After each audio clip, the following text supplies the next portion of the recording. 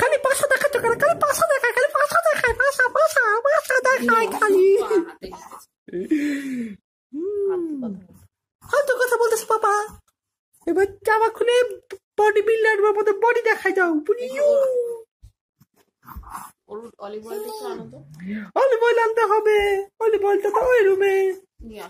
একটু দাঁড়াও, আমরা ওই রুম থেকে অলিভ অয়েলটা নিয়ে আসি। তুমি একটু ধরো। কেন ভিডিও চলতেছে এভাবে ধরো। এতক্ষণ ধরে ভিডিও করে